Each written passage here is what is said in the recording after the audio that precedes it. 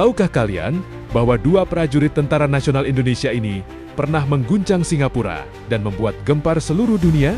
Hal ini terjadi di tengah jantung kota Singapura yang diledakkan sehingga menimbulkan banyak korban. Inilah Usman Janatin dan Harun Said, prajurit Korps Komando Angkatan Laut yang sekarang bernama Korps Marinir.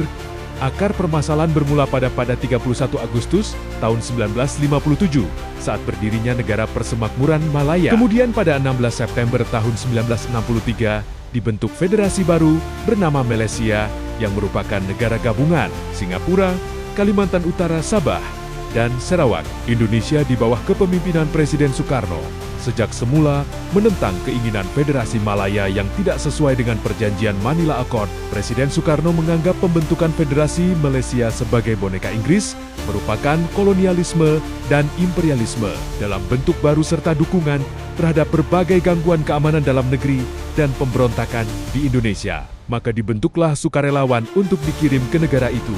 Setelah dikomandokannya Dwi Kora oleh Presiden Soekarno pada tanggal 3 Mei tahun 1964 di Jakarta, pada Maret tahun 1965, Usman, Harun, dan Ghani bin Arub mendapat tugas khusus dari Komando Operasi Tertinggi Koti untuk memasuki Singapura sebagai bagian dari perkuatan militer Indonesia untuk membantu para sukarelawan Indonesia di wilayah musuh. Dengan menggunakan perahu karet, ketiganya berangkat tanggal 8 Maret tahun 1965 dengan membawa 12,5 kg bahan peledak. Mereka mendapat perintah untuk melakukan sabotase ke sasaran-sasaran penting di kota Singapura.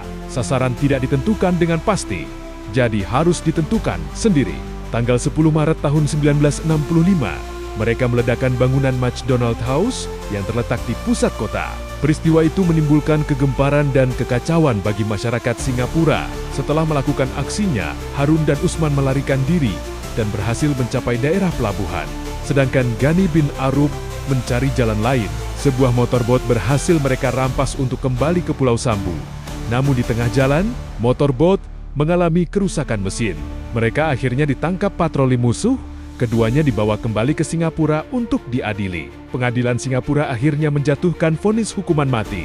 Pemerintah Indonesia melakukan berbagai usaha untuk meminta pengampunan atau keringanan hukuman, namun tidak berhasil. Akhirnya pada hari Kamis, tanggal 17 Oktober tahun 1968, tepatnya pukul 6 pagi, keduanya menjalani hukuman gantung di dalam penjara Changi, Singapura. Jenazahnya kemudian dibawa ke Indonesia dan dimakamkan di Taman Makam Pahlawan TMP Kalibata, Jakarta Selatan. Pada hari yang sama, di mana Usman dan Harun digantung untuk kejayaan bangsa ini. Pihak Singapura berpendapat Usman, Harun merupakan tokoh yang ditangkap dan dihukum gantung oleh pemerintah Singapura atas tuduhan melakukan pengeboman di sekitar McDonald House di Orchard Road, Singapura pada 10 Maret tahun 1965. Namun Usman dan Harun dikenang sebagai pahlawan Indonesia.